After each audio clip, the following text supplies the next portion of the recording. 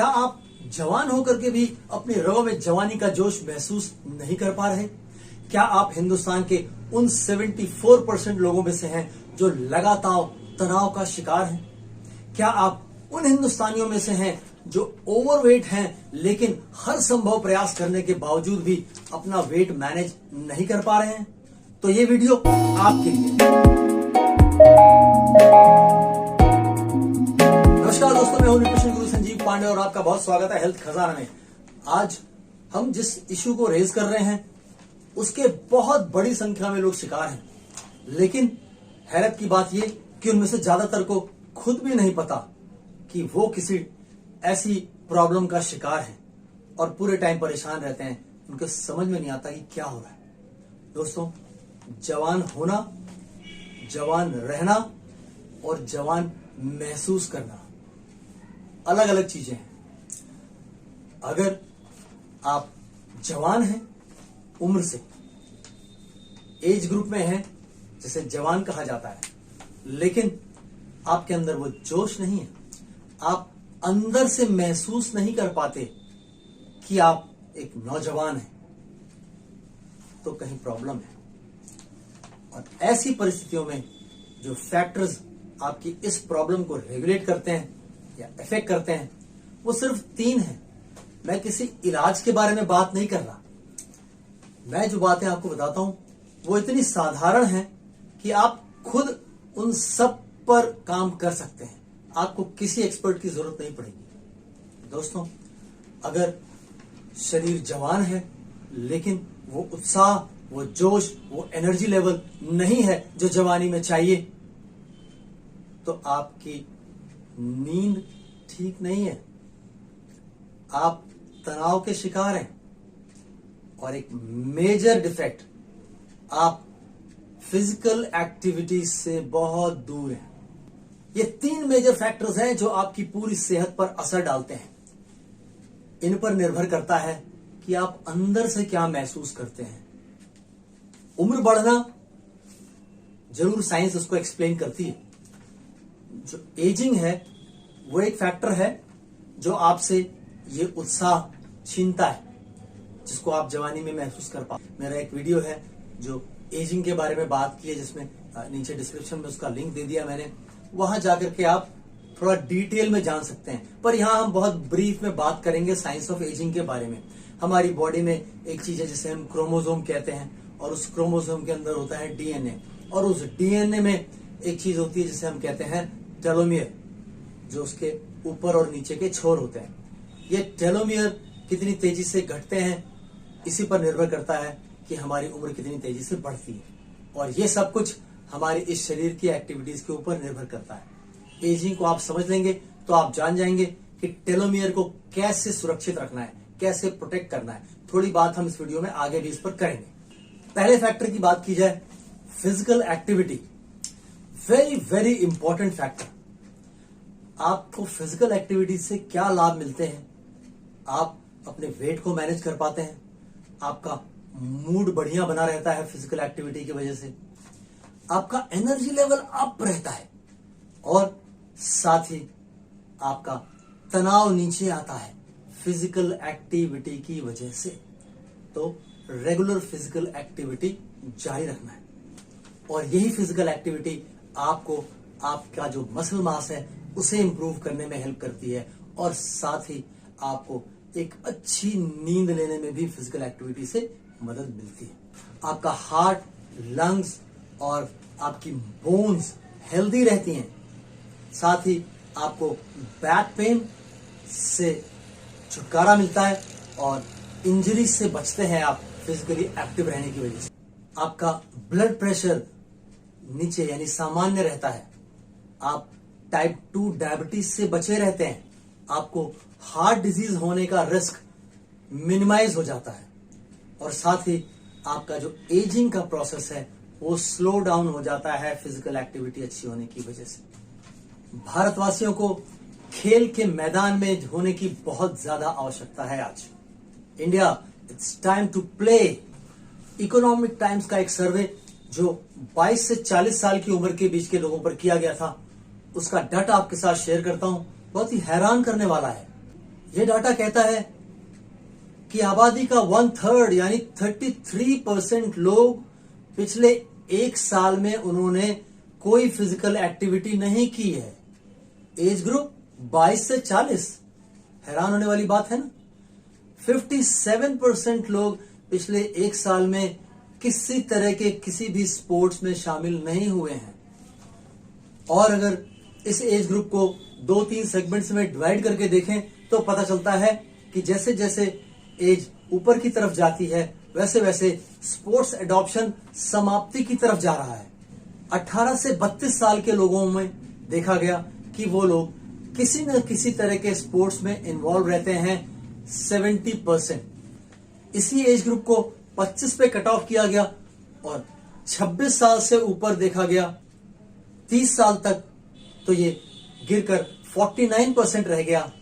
और जब इसे उसके ऊपर ले जाया गया 40 साल तक, 36 से 40 साल, तो वहां केवल 26% लोग ऐसे थे जो किसी न किसी तरह के स्पोर्ट्स में अपने आप को कहीं ना कहीं इन्वॉल्व करते हैं। और मुझे लगता है कि अगर इसके ऊपर के एज ग्रुप में गए होते तो वो सडनली ड्रॉप होकर के 5% या 1% पर आ जाता। इस पूरी आबादी में 58% लोग ऐसे थे जो 4 से 5 घंटे का समय, एक औसत दिन जो होता है, एक एवरेज डे में 4 से 5 घंटे का समय सोशल मीडिया, टेलीविजन, मैसेजिंग ऐसी चीजों पर लगाते हैं, लेकिन उन्हें फिजिकली एक्टिव रहने के लिए आधे घंटे का भी समय नहीं मिलता। कैसी विडंबना है। यानी अपने आप को स्थूल बनाए रखने के लिए, अपने आप को एक जगह, एक चेयर पे, कुर्सी पे, सोफे पे, बेड पे फिक्स करने के लिए उनको 4-5 घंटे समय है, लेकिन आधा घंटा फिजिकली एक्टिव नहीं रह पाते। रोल ऑफ एक्सरसाइज की बात करें तो अगर आप कुछ समय निकाल पाते हैं एक्सरसाइज करने के लिए तो क्या फायदे होते हैं। हमने जब एजिंग की बात की तो हमने कहा कि एक एलिमेंट होता है आपके क्रोमोसोम में जिसे कहते हैं टेलोमियर, और यही जिम्मेदार है आपकी उम्र को बढ़ाने के लिए। तो इस टेलोमियर को हम एक्सरसाइज के जरिए कैसे प्रोटेक्ट कर सकते हैं। एक्सरसाइज हमारी टेलोमेरेज एक्टिविटी को बढ़ाती है जिससे हमारा टेलोमियर प्रोटेक्ट होता है। साथ ही ये हमें बॉडी का ऑक्सीडेटिव स्ट्रेस और इन्फ्लेमेशन रिड्यूस करने में हेल्प करती है। एक्सरसाइज से आपके सैटेलाइट सेल्स जनरेट होते हैं जो आपको स्केलेटल मसल, जो आपकी स्केलेटल मसल है, जो आपके शरीर को, आपकी जो बोन्स का ढांचा है स्केलेटन, उसके साथ बांध के रखती है, उसको इंप्रूव करती है। और इस तरीके से आपका टेलोमियर प्रोटेक्ट होता है जिससे आपकी एजिंग जो है वो स्लो डाउन हो जाता है। अब बात करते हैं कि ये फिजिकल एक्टिविटी हमारी नींद को किस तरह से प्रभावित करती है, जो एक बहुत ही इंपॉर्टेंट एलिमेंट है हमारे स्वास्थ्य का। फिजिकल एक्टिविटी हमारे ग्लूकोज मेटाबॉलिज्म को बेटर करती है, साथ ही बॉडी में जो हार्मोन रिलीज है वो इंक्रीज होता है और हमारा बॉडी कॉम्पोजिशन बेहतर होता है। बॉडी कॉम्पोजिशन यानी कि आपके शरीर में अच्छी और खराब चीजें कम या ज्यादा मात्रा में हैं तो उनको ठीक करना। जैसे विसरल फैट है, आपके ऑर्गन्स के ऊपर जो फैट डिपॉजिट होता है वो घटाएगी फिजिकल एक्टिविटी। फिजिकल एक्टिविटी नहीं होगी तो आपके ऑर्गन्स के ऊपर फैट का लोड बढ़ेगा। तो इस तरीके से आपका बॉडी कॉम्पोजिशन, आपका जो मसल मास है वो बढ़ेगा, आपका फैट परसेंटेज घटेगा। इस तरीके से आपका बॉडी कंपोजिशन को बेहतर करती है और ऐसा होने पर आप ज्यादा बेहतर नींद ले पाते हैं। नींद की बात करें तो एक अच्छी नींद का बहुत ही गहरा कनेक्शन है हमारी फिजिकल एक्टिविटी, हमारे स्ट्रेस लेवल और हमारी डाइट से। अगर नींद पर्याप्त नहीं होगी तो हमारी जो थिंकिंग, हमारा जो थॉट प्रोसेस है वो अनक्लियर होने लगता है, क्योंकि ब्रेन पर लोड बढ़ने लग जाता है तो हमारा थॉट प्रोसेस अनक्लियर हो जाता है। और जब थॉट प्रोसेस अनक्लियर होगा, ठीक से सोच नहीं पाएंगे तो दिन भर में जो हमारी चॉइसेस हैं वो बहुत ही खराब होने लग जाएंगी। और जब हमारी चॉइसेस खराब होंगी तो हमारा स्वास्थ्य अच्छा नहीं रह सकता। तो हमें इस साइकिल को तोड़ना है। इस साइकिल को अगर हम तोड़ पाएंगे तो हम बेहतर नींद ले पाएंगे। India is getting restless day by day and so are Indians. आज भारतीय लोग बहुत ही बेचैन हो रहे हैं। sleepword.com का एक सर्वे बताता है 75% भारतीय लोग रात को अच्छी नींद नहीं सो पाते। वो भले ही गुड नाइट बोलकर सोने जाते हों, but they are not able to get good night sleep. Sleep apnoea एक बीमारी है, नींद न आना। नींद न आने की जो प्रॉब्लम है, ये देखा गया है कि जिनका वजन ज्यादा है, जो ओबेस कैटेगरी में आते हैं, उसमें से 20% लोग ठीक से सो नहीं पाते। सेम डेटा जो नॉर्मल वेट कैटेगरी है उसमें चेक किया गया तो पाया गया कि केवल 3% लोग उसमें ऐसे हैं जो ठीक से सो नहीं पाते।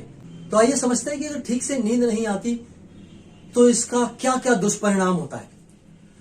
हॉपकिन मेडिकल यूनिवर्सिटी ने एक सर्वे किया जिसमें उन्होंने पाया कि जिन लोगों का वजन ज्यादा होता है, जो ओवरवेट लोग हैं, उन्हें क्रेविंग ज्यादा होती है, बार बार कुछ खाने का मन करता है।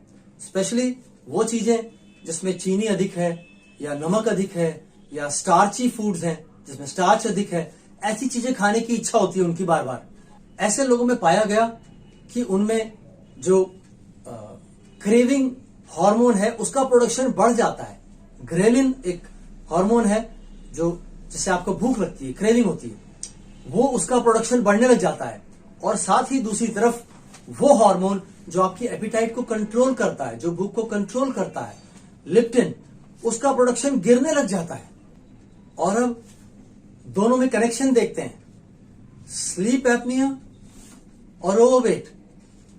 ऐसा पाया गया कि जो लोग 5 घंटे या उससे कम सोते हैं उसमें 50% लोग ओबेस हो जाते हैं, उनका वजन बहुत ज्यादा बढ़ जाता है। ऐसे लोगों में पाया गया कि 33% लोग, उन्हें डिमेंशिया की शिकायत होने लगती है, याददाश्त का जाना, सब कुछ ठीक से याद न रहना, है ना। वो लोग अक्सर पाएंगे कि किसी से बात करेंगे तो जो बात वो बता रहे हैं वो सामने वाला कहेगा कि ओ ये तो आपने परसों बताया था मुझे। वो कहते हैं अच्छा बताया था, उन्हें याद नहीं होता। और ये लोग हाई रिस्क पर होते हैं डिप्रेशन, एंजाइटी, इरिटेबिलिटी, चिड़चिड़ापन हो जाता है उनके अंदर, फॉरगेटफुलनेस, भूलना, चीजें भूलती हैं, फजी थिंकिंग, जो विचार है वो क्लियर नहीं आता उनको। और उस स्टडी में पाया गया कि ऐसे लोगों का जो ब्रेन है उसकी उम्र उनकी उम्र से 3 से 5 साल ज्यादा तेजी से बढ़ रही होती है। और ये लोग 48% हायर रिस्क पर होते हैं हार्ट डिजीजेस के लिए। और साथ ही ऐसे लोगों में 3 गुना हायर चांसेस होते हैं उन्हें सर्दी जुकाम, कोल्ड हो जाने के। तो स्लीप, स्ट्रेस और एंजाइटी में बहुत एक बढ़िया सा कनेक्शन है। ये एक स्मूथ साइकिल है और वो आपको उसमें से बाहर नहीं आने देता। अगर नींद ठीक से नहीं आती है तो एंजाइटी होती है, और एंजाइटी होगी तो स्ट्रेस लेवल बढ़ जाएगा, और स्ट्रेस लेवल बढ़ जाएगा तो नींद ठीक से नहीं आएगी। और ये साइकिल इसी तरीके से चलता रहता है। इस साइकिल से बाहर आना होगा। और इसी से India is getting high on emotions. देखने में आ रहा है कि 74% इंडियंस तनाव का शिकार है, तनाव में रहते हैं लगातार। और उससे भी ज्यादा 88% इंडियंस एंजाइटी का शिकार हो गए हैं। सिमेंटिक स्कॉलर की स्टडी कहती है कि अगर आपको क्रॉनिक स्ट्रेस है, यानी लगातार तनाव में रहते हैं, तो आपकी उम्र तेजी से बढ़ने लगती है। आपके सभी सेल्स में जो टेलोमियर है, क्रोमोसोम के अंदर जो टेलोमियर है, वो बहुत तेजी से घटने लग जाता है। तो अगर ऐसा कुछ हो रहा है कि नींद की कमी है, वजन बढ़ रहा है, लगातार तनाव रह रहा है, एंजाइटी हो रही है, तो क्या करें? 3 मंत्र हैं। 3 प्रॉब्लम से हमने शुरू किया था और उनके 3 सुझाव हैं समाधान के लिए। पहला, रेगुलर एक्सरसाइज में एंगेज करें अपने आप को। अपने रूटीन में कहीं ना कहीं 15-20 मिनट ही सही, धीरे धीरे वो बढ़कर आधा घंटा हो जाएगा, 40 मिनट हो जाएगा। फिजिकल एक्टिविटी के लिए जगह निकालें। कोई स्पोर्ट्स, कुछ एक्सरसाइज, कुछ वर्कआउट, कुछ करना होगा। नंबर 2, मेडिटेशन करने की कोशिश करें। रात को आप अच्छे से सो सकें, इसके लिए रात को बिस्तर पे जाएं तो थोड़ा समय निकालें, 15-20 मिनट मेडिटेशन के लिए। अगर आप ध्यान लगाएंगे तो आपको अच्छी नींद आ सकेगी। You will get a good night sleep. And number 3, stress को मैनेज करने के लिए कुछ करना होगा आपको। माइंडफुलनेस प्रैक्टिस कर सकते हैं आप इसके लिए। इससे तनाव से काफी राहत मिलती है। दोस्तों, समस्या को अगर बड़ा होने देंगे तो बहुत बड़ी हो जाएगी, लेकिन अगर आप उसके समाधान के लिए इरादा पक्का कर लेंगे तो वो यूं गायब हो जाएगी। और समाधान सब आपके पास है, आपके खुद के पास, कहीं से बाहर से लेके नहीं आना। आपको फिजिकली एक्टिव रहना है, आपकी चॉइस है। आपको स्ट्रेस मैनेज करना है, आपकी चॉइस है। आप रात को अच्छी नींद लेना चाहते हैं, आपकी चॉइस है। आपको इसे करना ही होगा अगर आप जवान बने रहना चाहते हैं और जवान महसूस करना चाहते हैं। दोस्तों, फिर मिलते हैं, तब तक के लिए स्वस्थ रहिए, जवान बने रहिए और मस्त बने रहिए। जय हिंद।